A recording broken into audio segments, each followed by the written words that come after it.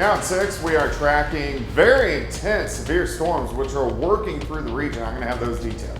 Plus, the city of Neosho says Newton County is still not paying the city the money it owes from a TIF sales tax. And The Adventures of Pippi Longstocking is celebrating 35 years right here at Cruisapalooza. I'm Anthony Saviello with The Exclusive. The 4 states' most watched news starts now. we're tracking some intense storms now moving through the area. This is KOAM News at 6. I'm Dow Quick.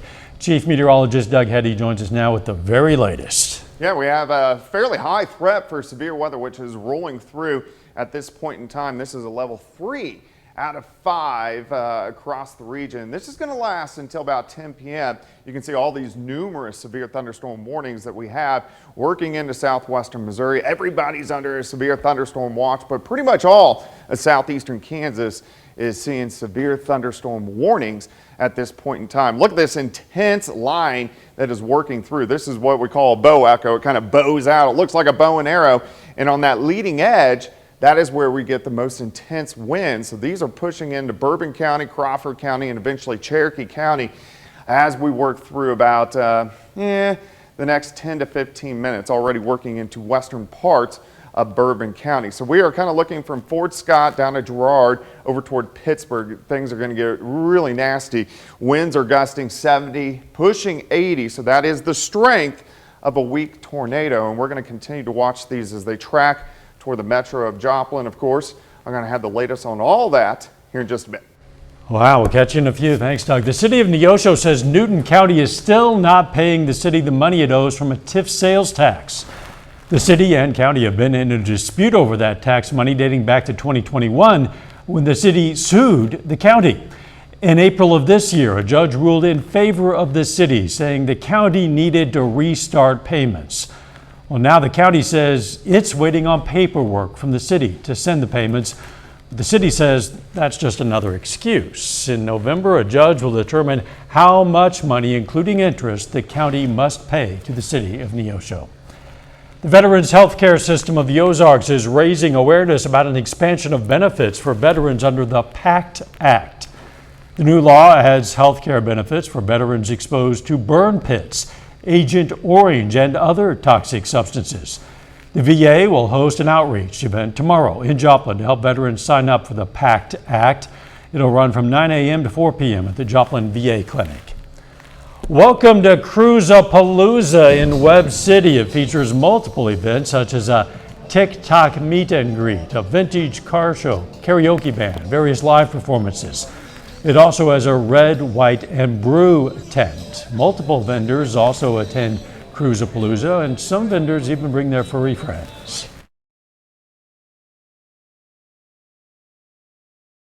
I asked my mom if I can adopt some, but she said, no, not right now, but I love the dogs. They're so cute. Cruisapalooza continues tomorrow until 10 p.m. Most of the proceeds go toward mental health for veterans. Cruisapalooza also had a very special guest today. KOAM's Anthony Saviello has more. If you were a kid in 1988, then you may remember the fiery redhead Pippi Longstocking. But you might be wondering where the girl who played Pippi Longstocking is now. Turns out, she's right here in the 4 states. The only hard part is trying to find her. Pippi Longstocking. I'm dying to see her. As it turns out, I wasn't the only one interested in meeting Pippi. What was your favorite part about Pippi Longstocking? She was very unique. She was very fun. She never let anybody decide who she was. She decided that. Though it was nice to meet fans of Pippi, I had to continue on. However, not before getting a beverage. Plus, who better to find the strawberry-haired adventurer than the people who sell strawberry lemonade? Do you have an idea of who might know where she is? You know, that way? She's that way. Okay.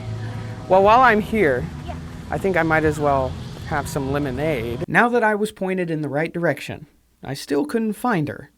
Until... Excuse me, have you all seen Pippi Longstocking? I cannot seem to find Pippi Longstocking. Right over there? Absolutely. Well, how about that? I've missed her this entire time. Well, I appreciate that. You're very welcome. I'm going to go take off and say hi to Pippi Longstocking now, folks, okay? I'm going to go get her. I'm going to go do it. Pippi Pippi! Pippi Longstocking! Thank God! Oh my goodness! Hi, Pippi! How are you? Hi. It's great to see you. And how did the movie star feel to be at Cruisapalooza? Well, let's find out. Well, I love the Ozarks. I actually moved to Grand Lake, so yeah, and so I've been doing appearances. The people are so cool, so welcoming, and so friendly, and I'm thrilled to be sharing the stories of Pippi Longstocking, the bravery, the kindness, and inspiration with the younger generations. And yeah, so I've made a ton of friends. Reporting in Webb City, I'm Anthony Saviello, KOAM News. Good for you, Anthony, getting to meet Pippi in person. Those who attended today were also able to take photos, ask questions, and buy some merch. With temperatures in the 90s today, it can be kind of hard to enjoy the heat out there. However, that's not stopping Food Truck Friday in Carthage. The monthly event took place today in Central Park, and local vendors discussed the struggles of owning a food truck in the summer heat. Some say the temperature makes sales unpredictable. Others say it makes the sales drop. The hot weather really actually slows down sales. I mean, depending on where I sit, you know, different towns have different temperatures. Some people will actually pull up, not even get out of their car, just roll their windows down and say, hey, give me a Chicago dog, and stay in their vehicles, because when it's 100 degrees outside, nobody wants to get out. So the cooler temperatures help sales. Being here in the park, being in the shade, cool breeze blowing, you know, people want to get out and enjoy the weather without suffering from the heat. The next Food Truck Friday is going to be August 11th at Central Park. Coming up, drivers on I-44 in central Missouri got a scare when the road started buckling under the intense heat. Plus, authorities in Missouri investigate a plane crash that left 2 people dead and another injured. Authorities say 2 people are dead after a small plane crashed in a wooded area near the Lake of the Ozarks. 3 people were on board. 22-year-old Hayden Richhart and 19-year-old Evan Vandiver were killed. The other person on board was seriously injured. Authorities are still investigating the cause of that crash. The scorching summer heat caused quite a scare for drivers in Doolittle, Missouri. The roads buckled and caused several accidents. Reporter Lauren Schwenker has that story. And it sent us flying in the air, and then we came down and crashed like pretty hard on the ground. Hannah Helton and her friends' lives flashed before their eyes Tuesday afternoon. When we were in the air, I'm not really sure how high we flew or anything, but it felt pretty high to us. While westbound on I-44 near Doolittle, their car hit what investigators call a major blow-up in the road. We didn't really know what was happening until we hit the ground. And honestly, all of us thought the windows had shattered once it hit because all of the stuff flew. Doolittle firefighters and the Highway Patrol responded to the incident. Investigators say no one got seriously hurt. Both westbound lanes are now back open. But MoDOT crews only did a quick fix to get the traffic flowing again. We did a temporary repair last night. It's open to traffic now. We've got a contractor who's going to come in and do a more permanent repair here middle of next week. MoDOT engineers say incidents like this are not uncommon during extreme heat. Their frequency does increase whenever the temperatures are elevated as they are today. Now, this isn't the first time this area of I-44 near Doolittle has experienced issues. Back in June of 2019, the hot temperatures also caused a crack in the road, this time going eastbound. It's one this year, one last year. We've got another segment of concrete within our 18 counties that similar has happened. As for Helton, she says she wishes there would have been a warning. I feel like they should have had signs up at least, because I heard that it's happened multiple times over the years. And she urges other drivers to keep their eyes on the road. Be safe when you're traveling, especially on the highway, and be aware of your surroundings. A little later, a former Crowder College softball player is moving across state lines to play for Pitt State. Plus, we have super intense, severe thunderstorms dropping through at this time. I'll have those details coming up. Well, of course, we've been tracking severe thunderstorms dropping through the region over the past couple hours, and these are going to continue as we go through the evening hours. We have a really good risk for severe weather. Level 3 out of 5. Now, the main threat here is now until about 10 p.m. Very, very strong wind, so we're elevating that heavy amounts of rain. Not much of a tornado threat, but anytime you have severe weather, you always at least have a low threat. Look at all these warnings. This is crazy. Vernon, Barton, Bourbon, Crawford, Cherokee, Ottawa, Craig, Labette, Neosho, Wilson, Montgomery, Nowata, Washington County, testing my counties, and then Chautauqua and the southern parts of Elk County. Severe thunderstorm watch north of I-44 until 7, and then south of I-44 until midnight. So we'll see how those kind of start to fall off as this line continues to push through. All right, you can see the bow echo. So this is bowing out, so kind of like a bow and arrow. And with this bow, that's where you see the most intense winds. And we've had a lot of power lines down, tree limbs down, especially back towards Chanute, and this is going to continue to do damage as it pushes off toward the east-southeast. In fact, the winds are so strong, it's equivalent to a weak tornado, just straight line winds. Anything over 60 miles per hour is a severe thunderstorm. We're getting 70 to 80 out of this line. So let's go ahead and take a tour. We're going to go into Fort Scott. You can see the very intense bow echo, a lot of thunder, a lot of lightning, all the red in the western half of Bourbon County. Already warnings out, the western half of Vernon County. Let's go a little bit farther south. Very intense rain, wind, and Girard. Pittsburgh, you are now getting the front of the gust front, so you are going to be getting winds 70 upwards to 80 miles per hour starting now over the next 20 minutes. Columbus, Oswego, right on the doorstep. The Joplin Metro, so we'll say Galena, Baxter, through Joplin up to Carthage, Webb City, Oronogo. You guys still have about 30 minutes before this gets in, 30, maybe 40 minutes, but also you should expect winds 60 to 70 miles per hour. I think the strongest winds are going to go right through Barton County, will affect Lamar, also Jasper. So this is a pretty intense storm. Let's track a little bit farther toward the south. Already warnings northern parts of Ottawa County. The winds on this segment are about 60, sometimes 65 miles per hour, but always can do damage as it pushes into northeastern parts of Oklahoma. So this is something we're going to be continuing to track. You can see 7, 8 p.m. right along the I-44 corridor. Neosho, Anderson, Pineville, Cassville, you guys all get into the action 7 to 8 p.m. Here's the good news. Everybody's going to get rain. We don't want the severe weather, but all this is going to be out of the region by about 10 p.m. tonight, and then things look quite a bit better as we go into the morning hours for us tomorrow. Also pretty good amounts of rain. I think a lot of us are going to pick up half an inch to an inch, inch and a half of rain, and then things will start to calm down just a little bit. I'm going to jump forward for you here real quickly. Quick check at your weekend. Some morning storms tomorrow starting to heat up. High temp of 90, 95 as we go into Sunday. We could get an isolated thunderstorm late Sunday. Here's your 7-day, 90 tomorrow, 95 Sunday. Look at the heat, 98 Monday, 102 on Tuesday, 101 on Wednesday. Hit and miss storms. Of course, severe weather lasts for the next 3 or 4 hours. Chloe and I will keep you updated. And with wind speeds like that, it's a near certainty that more people are going to be losing at least limbs and maybe trees, maybe roofs. Pretty intense. Thanks, Doug.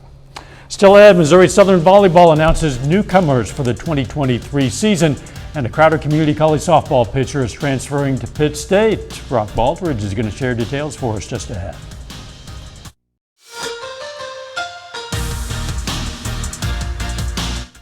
The Joplin Eagles softball team is only about a month and a half away from the season starting, but just in the last few weeks, Eagles center fielder Abigail Lowry announced her commitment to Arkansas Tech.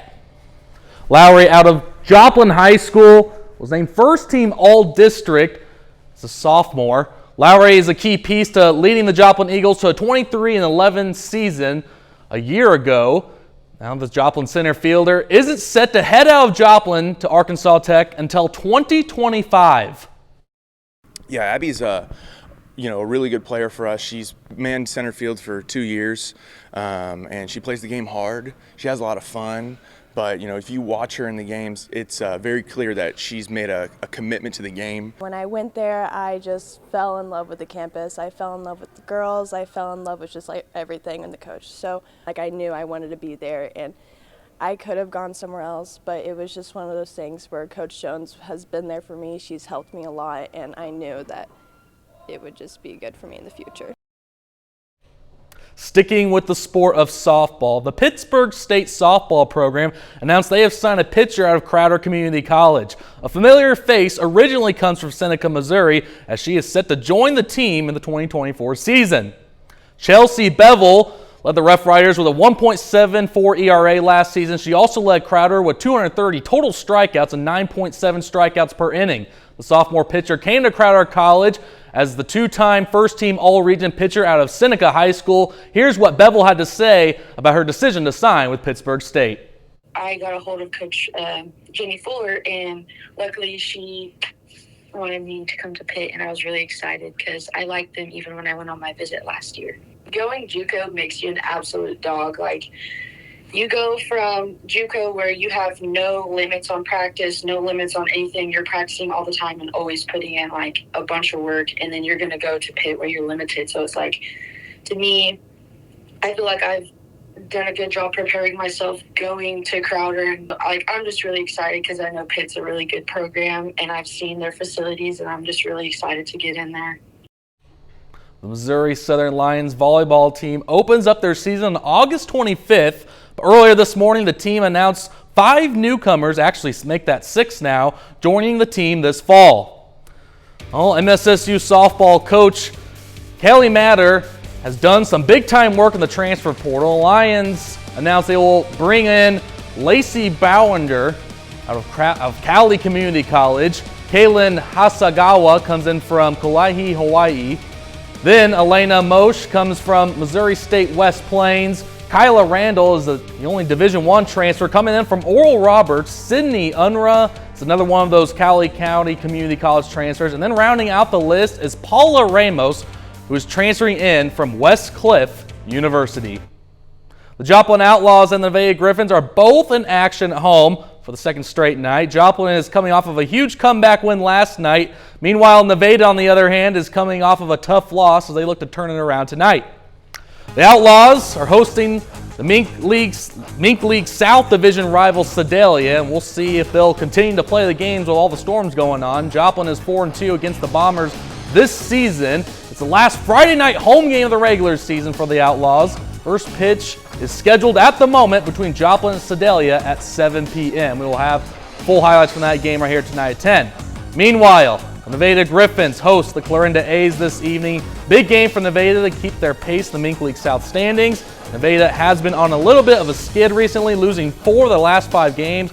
At the moment, first pitch is scheduled at 7 p.m. We'll see if they'll are able to finish both of those games. We'll try to get a final score from you from both games tonight at 10. That's a look for your sports. We'll be right back with more news right after this.